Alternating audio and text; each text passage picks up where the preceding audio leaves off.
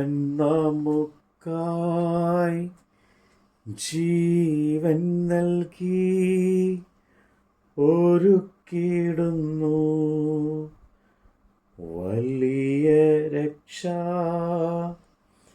ദൃഷ്ടികളാൽ കാണുന്നു ഞാൻ സ്വർഗ്ഗകനാൻ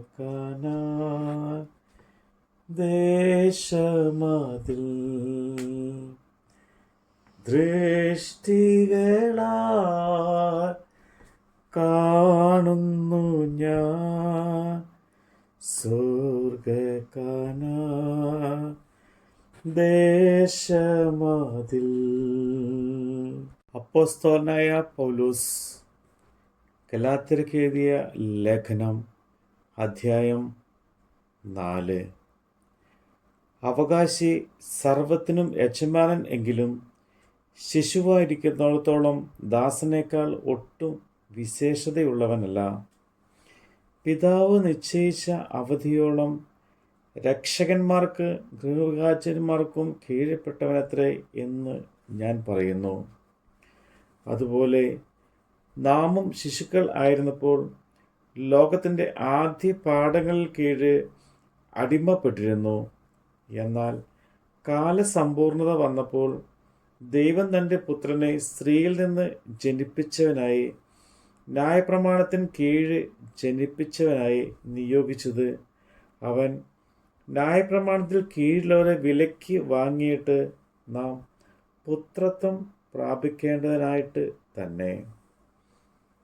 നിങ്ങൾ മക്കൾ ആകൊണ്ട് അബ്ബാ പിതാവേ എന്ന് വിളിക്കുന്ന സ്വപുത്രൻ്റെ ആത്മാവിനെ ദൈവം നിങ്ങളുടെ ഹൃദയങ്ങളിൽ അയച്ചു. അങ്ങനെ നീ ഇനി ദാസന്മാരല്ല, പുത്രനത്രേ. പുത്രനെങ്കിലോ ദൈവഹിതത്താൽ അവകാശിയും ആകുന്നു. എന്നാൽ അന്ന് നിങ്ങൾ ദൈവത്തെ അറിയാത്ത സ്വഭാവത്താൽ ദൈവങ്ങളല്ലാത്തവർക്ക് അടിമപ്പെട്ടിരുന്നു. ഇപ്പോഴോ ദൈവത്തെ അറിഞ്ഞും വിശേഷാൽ ദൈവം നിങ്ങളെ അറിഞ്ഞുമിരിക്കെ നിങ്ങൾ പിന്നെയും ബലഹീനരും ദരിദ്രരുമായ ആദ്യ പാഠങ്ങളിലേക്ക് തിരിഞ്ഞ് അവയ്ക്ക് പുതുതായി അടിമപ്പെടുവാൻ ഇച്ഛിക്കുന്നത് എങ്ങനെ? നിങ്ങൾ ദിവസങ്ങളും മാസങ്ങളും കാലങ്ങളും ആണ്ടുകളും പ്രമാണിക്കുന്നു. ഞാൻ നിങ്ങൾക്ക് വേണ്ടി അധ്വാനിച്ചത് വെറുതെയായി എന്ന് ഞാൻ ഭയപ്പെടുന്നു. സഹോദരന്മാരെ, ഞാൻ നിങ്ങളെപ്പോലെ ആകയാൽ നിങ്ങളും എന്നെപ്പോലെ ആകുവാൻ ഞാൻ നിങ്ങളോട് അപേക്ഷിക്കുന്നു. നിങ്ങൾ എന്നോട് ഒരു അന്യായവും ചെയ്തിട്ടില്ല. ഞാൻ ശരീരത്തിലെ ബലഹീനത നിമിത്തം ഒന്നാമത് നിങ്ങളോട് സുവിശേഷം അറിയിപ്പാൻ സംഗതി വന്നു എന്ന് നിങ്ങൾ അറിയുന്നുവല്ലോ. എൻ്റെ ശരീരസംബന്ധമായി നിങ്ങൾക്കുണ്ടായ പരീക്ഷ നിമിത്തം നിങ്ങൾ നിന്ദയോ വെറുപ്പോ കാണിക്കാതെ ദൈവദൂതനെ പോലെ ക്രിസ്തു യേശുവിനെ പോലെ എന്നെ കൈക്കൊള്ളുകയത്രേ ചെയ്തത്. നിങ്ങളുടെ ഭാഗ്യ പ്രശംസ എവിടെ? കഴിയുമെങ്കിൽ നിങ്ങളുടെ കണ്ണ് ചൂന്നെടുത്ത് എനിക്ക് തരുമായിരുന്നു എന്നതിന് ഞാൻ സാക്ഷി. അങ്ങനെയിരിക്കെ നിങ്ങളോട് സത്യം പറയുകൊണ്ട് ഞാൻ നിങ്ങൾക്ക് ശത്രുവായി പോയോ? അവർ നിങ്ങളെക്കുറിച്ച് എരിവ് കാണിക്കുന്നത് ഗുണത്തിനായിട്ടില്ല. നിങ്ങളും അവരെക്കുറിച്ച് എരിവ് കാണിക്കേണ്ടതിന് അവർ നിങ്ങളെ പുറത്തിട്ട് അടച്ചു കളയുവാൻ ഇച്ഛിക്കുകയത്രേ ചെയ്യുന്നത്.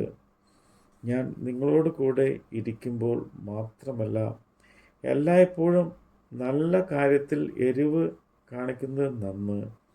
ക്രിസ്തു നിങ്ങളിൽ ഇരിക്കുവോളം ഞാൻ പിന്നെയും പ്രസവവേദനപ്പെടുകയായ എൻ്റെ കുഞ്ഞുങ്ങളെ, ഇന്ന് നിങ്ങളുടെ അടുക്കലിരുന്ന് എൻ്റെ ശബ്ദം മാറ്റുവാൻ കഴിഞ്ഞിരുന്നു എങ്കിൽ കൊള്ളാമായിരുന്നു. ഞാൻ നിങ്ങളെക്കുറിച്ച് വിഷമിക്കുന്നു.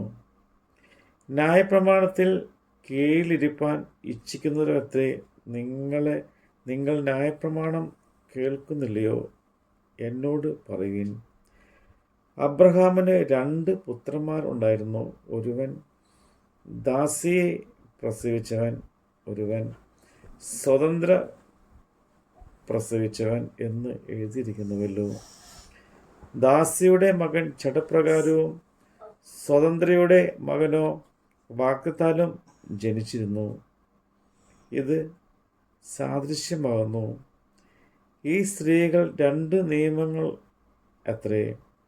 ഒന്ന്, സീനായ് മലയിൽ നിന്നുണ്ടായ അടിമകളെ പ്രസവിക്കുന്നു.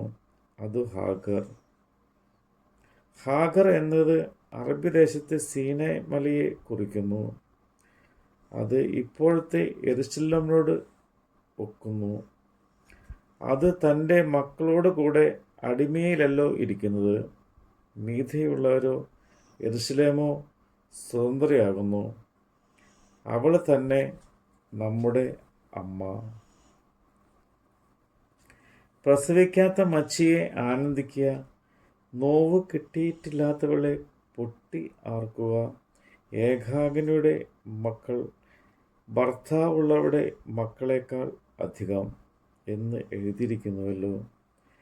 നാമോ സഹോദരന്മാരെ ഇസ്ഹാക്കിനെ പോലെ വാഗ്ദത്തത്താൽ ജനിച്ച മക്കളാവുന്നു.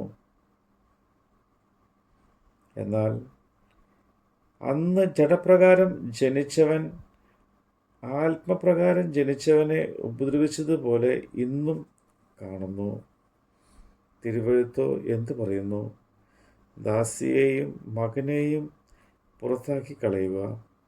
ദാസിയുടെ മകൻ സ്വതന്ത്രയുടെ മകനോട് കൂടെ അവകാശി ആകുകയില്ല. അങ്ങനെ സഹോദരന്മാരെ, നാം ദാസിയുടെ മക്കളല്ല, സ്വതന്ത്രയുടെ മക്കളത്രേ. നമ്മുടെ കർത്താവിൻ്റെ വചനമാണ് നമ്മൾ കേട്ടത്. ആഴിയാത്തിൻ ഓളങ്ങളാ അലഞ്ഞിടുമ്പോ നിൻ തണലിൽ എൻ്റെ പ്രിയൻ യേശുവുണ്ട്. ചേർത്തിടുമേ ഭാവനമതിൽ എൻ്റെ പ്രിയൻ യേശുവുണ്ട്. ചേർത്തിടുമേ ഭാവനമതിൽ.